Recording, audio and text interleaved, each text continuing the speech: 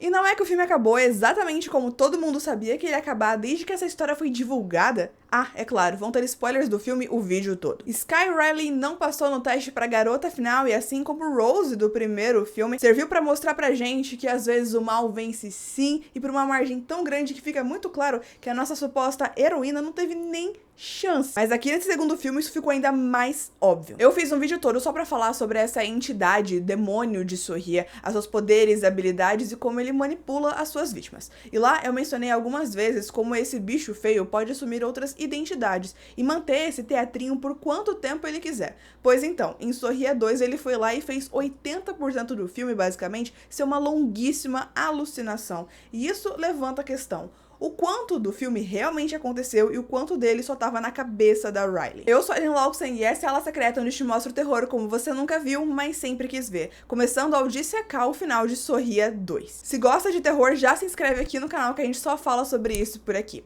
Se tá animado com Sorria 2 e ansioso pra dissecar esse final e entender tudo sobre ele, já deixa o seu like também e depois clique em hypar o vídeo que vai aparecer logo em seguida abaixo, que isso ajuda muito o YouTube a recomendar o vídeo pra outras pessoas. O interessante é que essa sequência até toca em alguns temas que não foram trabalhados no primeiro, como, por exemplo, como derrotar a entidade. No primeiro filme, a gente fica sabendo que se você estiver contaminado e matar uma pessoa enquanto uma outra assiste, a entidade larga de você e vai atrás dessa nova testemunha. Mas isso não é o mesmo que derrotar a criatura, já que a maldição continua. Em Sorria 2, nós temos uma possível saída. Desesperada, depois de ter visões extremamente realistas que estão fazendo ela parecer completamente insana na frente das pessoas com quem ela trabalha e da sua família, a Riley aceita se encontrar com um cara que diz que sabe o que tá acontecendo com ela. Ele diz que é o irmão de uma das vítimas e que não acreditou quando o seu irmão contou que tava tendo aquelas visões, e ele se arrependeu muito disso porque no fim a criatura venceu e o seu irmão se matou de uma forma pra lá de sangrenta e horrorosa. Ele quebrou a própria mandíbula com um pé de cabra. Ele então diz como o seu irmão pegou a maldição e como a pessoa antes dela foi infectada e assim por diante. Ele vai voltando e voltando, até mencionando os personagens lá do primeiro filme, a Rose, a Laura e o seu professor. Ele conta que investigou essa maldição e ele entendeu que ela só acaba quando a pessoa que está infectada naquele momento morre. E só pode continuar se tiver uma testemunha dessa morte. Por isso ele acredita que a única forma de derrotar essa maldição, acabar com ela, é se a pessoa que estiver infectada morrer de uma outra forma que não seja pela entidade e depois seja ressuscitada. Ele é um enfermeiro e oferece fazer isso pela Sky, que com certeza recusa, porque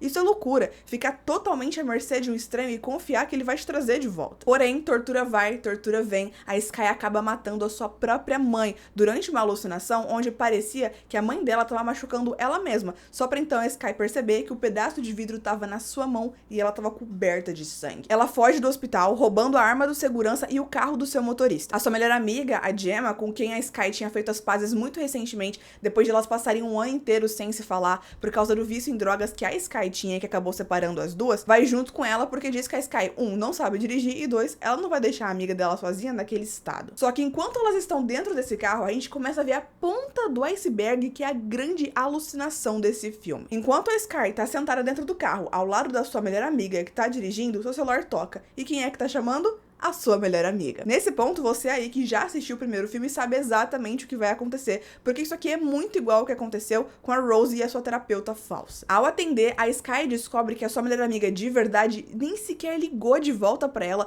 quando a Sky ligou pra ela lá no começo do filme, e esse tempo todo era a entidade se disfarçando da Gemma. A criatura, quando percebe que foi descoberta, começa a atormentar a Sky, dizendo que a Gemma de verdade a odeia. Mas a Sky consegue recuperar o controle da sua própria mente, fechando seus olhos e fazendo um exercício que ela claramente aprendeu durante a terapia que ela fez pra superar o vício. Só que voltar pro mundo real não foi tão bom assim, porque a Sky descobre que era ela quem tava dirigindo o carro o tempo todo e por isso que ela não se mete num acidente. Isso é o que eles chamam de foreshadowing, que é quando um elemento é apresentado na história e ele vai ser útil no futuro. Aqui a gente vê que enquanto a Sky tá tendo uma alucinação, nesse caso acreditar que a sua melhor amiga tá no carro dirigindo, a entidade, além de manter essa ilusão acontecendo dentro da cabeça da Sky, também meio que possui o corpo dela para que no mundo real ela continue agindo normalmente. Nesse caso, fazendo ela dirigir o carro sem nenhum acidente, mesmo que ela não estivesse consciente de que estava fazendo isso. E isso vai ser muito importante pro final do filme. Sozinha, a Sky vai até o lugar onde ela e aquele enfermeiro combinaram de se encontrar, que é um Pizza Hut abandonado. Ele diz que precisava ser ali porque lá eles tinham um freezer que ainda funcionava,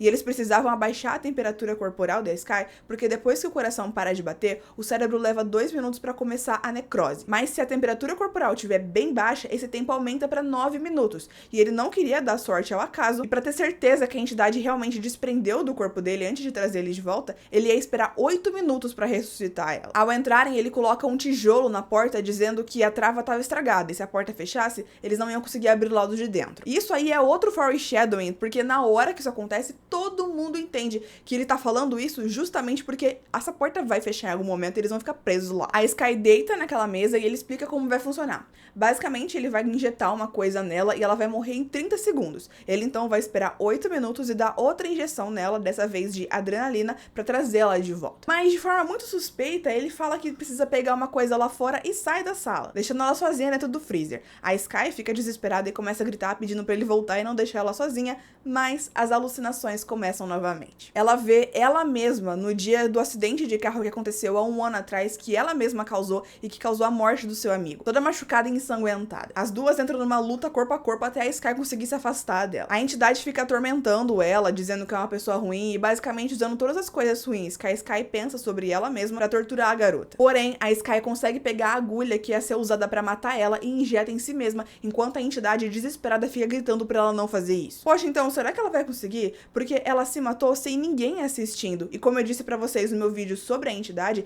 essa é meio que a única forma de derrotar essa maldição, porque aí não tem ninguém pra passar à frente. Mas é claro que isso não funcionou. A entidade começa a rir e diz que tudo era uma ilusão. A injeção nunca esteve na mão da Skye. A criatura encurrala a Skye e a deixa presa no freezer. Só que então tudo à sua volta começa a mudar e a gente percebe que na verdade ela tá dentro do casulo, que é o que leva ela pro palco nos seus shows. E aqui já deu pra entender onde tudo tá se encaminhando, né? A entidade diz: quebre uma perna antes de trancar ela lá dentro. Essa é uma forma bem comum de dizer boa sorte quando alguém vai fazer uma performance, mas também é uma referência ao acidente de carro há um ano atrás, onde ela literalmente quebrou a perna. E as visões que ela vem tendo sobre isso ao longo dos últimos dias. A Skye tá totalmente desesperada lá dentro, mas então as portas se abrem e ela tá completamente diferente. Há um minuto atrás, enquanto ela tava no freezer da Pizza Hut, ela tava acabada, cansada, toda suja, coberta do sangue da sua mãe. Mas agora ela tava maravilhosa, o cabelo todo pronto, perfeito, a maquiagem linda, e tava usando o figurino que no começo do filme ela fez uma birra dizendo que nunca usaria. Ao olhar em volta, ela percebe que tá em cima do palco no primeiro show da sua turnê e um estádio lotado de milhares de fãs gritando seu nome. Mas a surpresa mesmo vem quando ela olha pro camarote e vê a sua mãe, que não só tá muito bem viva, obrigada, mas tá animada, pulando e gritando de emoção. E manda a sua filha, que tá completamente congelada em choque, sorrir. Mas a Skye só continua olhando em volta completamente confusa, assim como a gente. Porque assim, tudo bem que desde o momento em que ela matou a sua mãe, dali pra frente tudo era uma alucinação. Isso é compreensível. Só que antes disso, a Skye tinha feito algumas coisas que mancharam a sua imagem pública.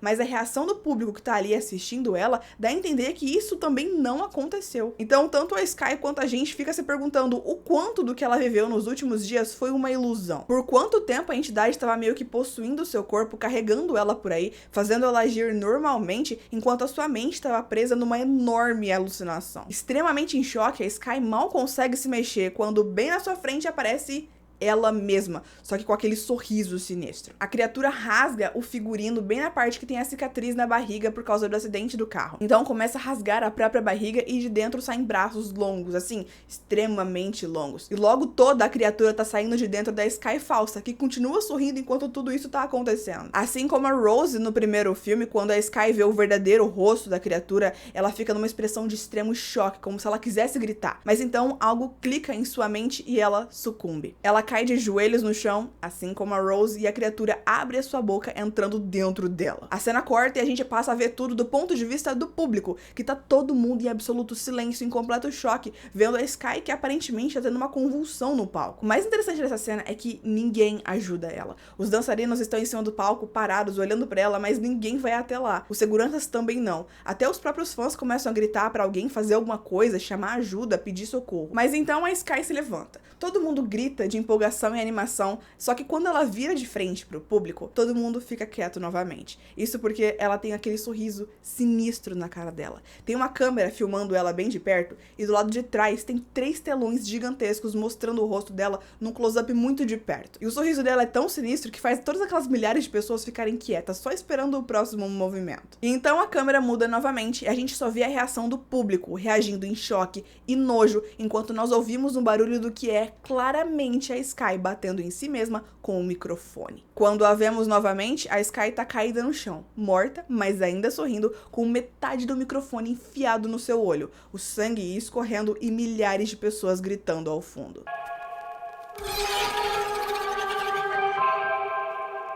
E fim. Pois é, como eu disse pra vocês, esse final foi exatamente o que todo mundo imaginava que seria, e isso foi um tanto anticlimático. Mas esse daqui não é um vídeo pra dar a minha opinião sobre esse filme, e sim pra gente discutir tudo isso, o que significa e como pode ser Sorria 3. Mas antes do próximo filme ser oficialmente confirmado, se você gosta dessa franquia, saiba que você pode ter aí os pôsteres dos filmes de Sorria com você, com um super desconto de Halloween. Na loja da La Secreta, só durante outubro, você pode garantir 3 pôsteres por R$33. Mas, se você quiser encher a sua parede de uma vez só, tem uma outra promoção. Ao comprar 5 ou mais pôsteres, um deles sai de graça. Entra aqui no link da descrição ou então em shopee.com.br/alasecreta e garanta os pôsteres dos seus filmes de terror favoritos. Agora vamos começar a discutir esse final e o que ele significa pro futuro da franquia. Uma pergunta que vai estar na mente de todo mundo depois que sair da sessão desse filme é o que realmente aconteceu e o que tava só na cabeça da Riley. A verdade é que a gente não tem uma resposta óbvia pra isso, e a não ser que o diretor resolva contar depois, a gente nunca vai saber,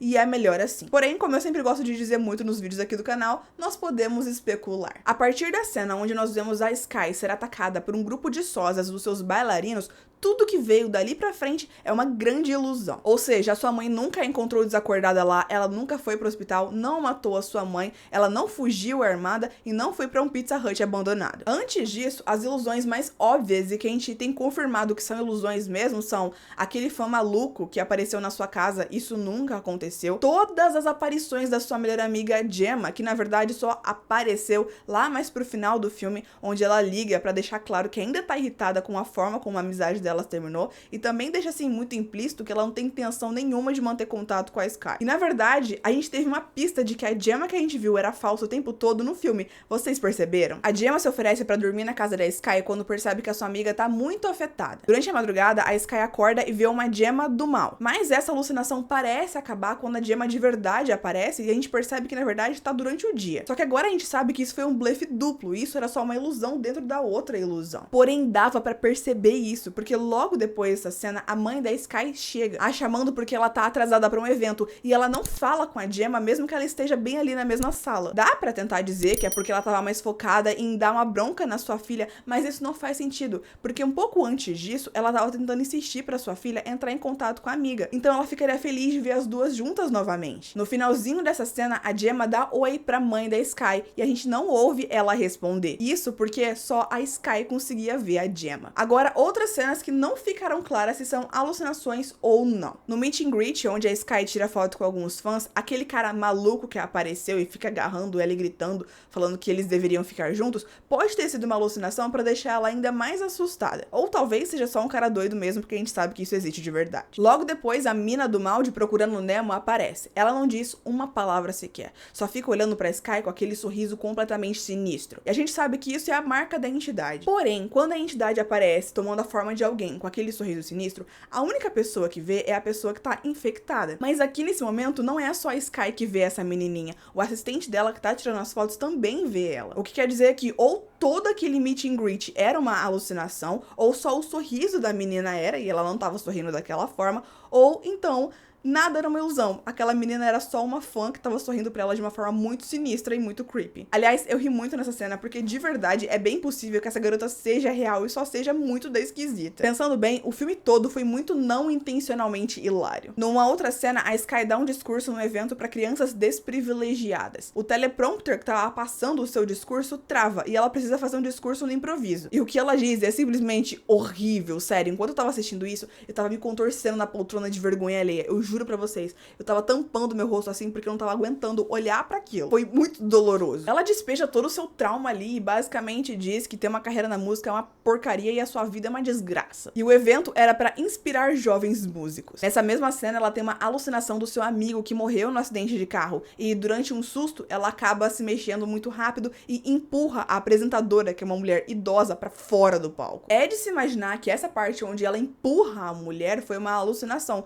porque isso teria consequências muito negativas pra imagem da Riley. Mas será que o seu discurso todo também foi? É bem possível que sim, porque a entidade parece ter planejado desde o começo que ela iria matar a Riley em cima do palco com muita gente assistindo. Pra isso, ela precisava manter a boa imagem da cantora. Essa parece ter sido a maior motivação do porquê, dessa vez, ao contrário de como foi no primeiro filme, a maior parte da tortura que a entidade fez tem acontecido só dentro da cabeça da Sky e não no mundo real. Aliás, isso faz esse filme ser muito mais parecido com um curta-metragem que inspirou os filmes do que Sorria, né? Já que lá no curta-metragem, a entidade só aparece nos sonhos quando a pessoa tá dormindo. Eu fiz um vídeo inteiro pra contar a história desse curta que também traz a personagem Laura, que aparece lá no comecinho de Sorria, vocês lembram? Eu vou deixar o link do vídeo aqui embaixo na descrição. Outra coisa que pode ter sido totalmente invenção da criatura numa alucinação é o suposto irmão de uma das vítimas. Ele aparece logo depois da Sky dar um surto no ensaio do show, porque ela alucinou que tinha quebrado a perna como foi no dia do acidente. Ele encontra ela no bar e depois que eles conversam, ela é reconhecida por algumas pessoas. E essas pessoas mencionam o episódio em que ela empurrou aquela senhora pra fora do palco.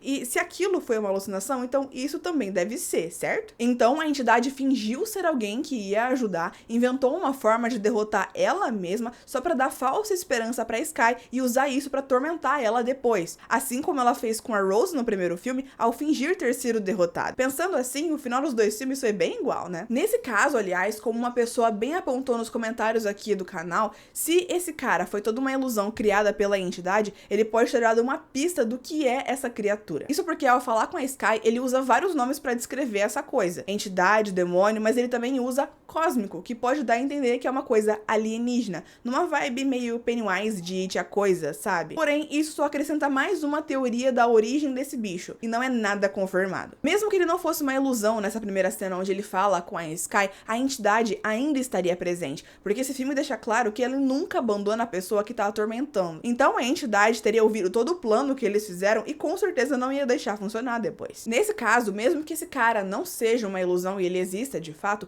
a parte em que as pessoas reconheceram a Riley e falaram sobre aquele episódio da senhora cair do palco e tudo mais, pode sim ter sido uma ilusão, que a entidade fez tanto pra atormentar a Riley, fazer ela não se sentir segura em público, tanto pra tirar ela daquela conversa antes que ela aceitasse o plano do cara. Mas é bem mais provável que tudo isso tenha sido uma alucinação. E nesse caso, muito provavelmente, essa solução não funcionaria, porque ela não ia entregar de bandeja uma forma de acabar com a própria maldição, né? Ou será que ela faria isso porque ela sabia que não tinha chance nenhuma da Sky conseguir realizar? Uma coisa que esse filme deixou muito claro é que a pessoa infectada não tem nenhuma chance de vencer, porque a entidade tá literalmente cada segundo junto com a pessoa infectada, mesmo que não esteja causando nenhuma alucinação naquele momento. Lá no primeiro filme, tinha um homem que conseguiu se livrar da entidade porque ele matou um cara enquanto uma outra pessoa assistia, e a entidade largou dele e foi pra essa nova testemunha. Mas isso só aconteceu porque a entidade permitiu que acontecesse. Como eu disse no meu outro vídeo, nesse caso, você se livra da entidade porque ela passa pra outra pessoa, mas você ainda perde, porque a maldição continua com outras pessoas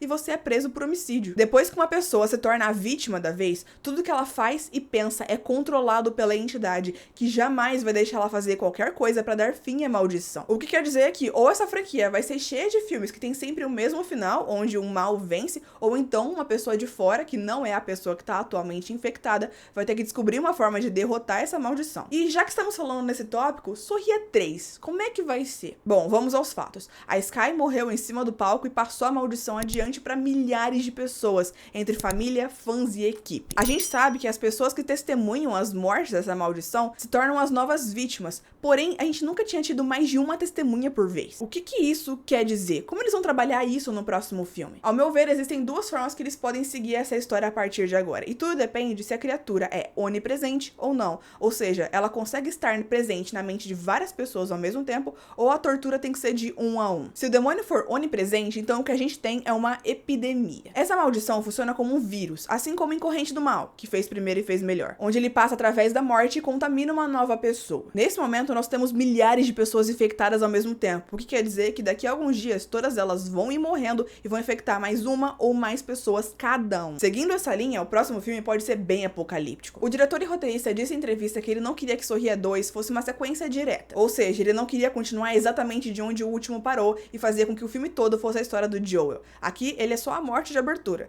e que abertura fantástica, aliás. É possível que ele faça o mesmo aqui nesse filme, e ao invés da gente acompanhar essas pessoas que estavam ali no show, a gente pule alguns anos e acompanha como é que tá o mundo depois, com a maldição dominando tudo e tudo completamente fora de controle. Eu não consigo ver o que eles poderiam fazer seguindo essa linha, na verdade. Se acabar com a maldição com apenas uma pessoa infectada já tá bem impossível, com 10.000 pessoas ao redor do globo infectadas pela mesma entidade, vai ficar ainda mais improvável. O que quer dizer que eles provavelmente teriam que terminar o filme falando: ah, poxa, parece que esse planeta já era, né? E talvez seja isso, se essa entidade for num nível Pennywise de entidade cósmica com o quê de dominação mundial. Mas sei lá, parece viagem demais, né? Agora, a outra possibilidade que eu acho bem mais plausível é que essa criatura não é onipresente. Ou seja, ela não pode atormentar mais de uma pessoa ao mesmo tempo. Nesse caso, eles até poderiam fazer uma sequência mais direta, sem um grande salto temporal. Ou um cenário que é bem possível. As pessoas que estavam no show começam a se matar, uma por uma, com a entidade pulando de pessoa pra pessoa. Tipo, hoje ela tá atormentando a Maria, então amanhã é o Paulo, depois volta pra Maria, então é o Rodriguinho. Acelerando o processo entre uma vítima e outra. Isso criaria uma espécie de lenda urbana, creepypasta ou algo assim, de que todas as pessoas naquele show estariam amaldiçoadas. Depois de algumas dezenas de pessoas que estavam presentes nesse dia morrerem, as outras começam a ficar paranoicas. E algumas pessoas formam um grupo pra tentar entender o que tá acontecendo e como impedir isso de acontecer com elas, tipo em qualquer filme de premonição. Esse é o terceiro filme da franquia, e como Sorria 2 não acrescentou absolutamente nada à mitologia da criatura, eu imagino que agora seja a hora, né? Então eles devem conseguir descobrir algumas coisas novas sobre isso, mas o filme ainda pode terminar com a entidade vencendo e a maldição continuando. Mas assim, isso sou só eu teorizando. Vocês acham que tem chance de algum desses dois cenários acontecerem? Ou você consegue imaginar uma terceira coisa? Sorria 2 não acrescenta nada à mitologia. Ele basicamente faz o que o primeiro fez, só que melhor, já que ele tira a alegoria idiota a doenças mentais e troca ela por uma alegoria ao vício de drogas, que é muito mais pertinente e menos irresponsável. Então, o saldo final ainda foi positivo. Para entender tudo sobre essa criatura e o que ela faz, clica aqui nesse vídeo. E para saber a história completa do curta-metragem que gerou esses filmes e a história completa da Laura que aparece lá em Sorria, clica nesse outro aqui e eu te vejo lá.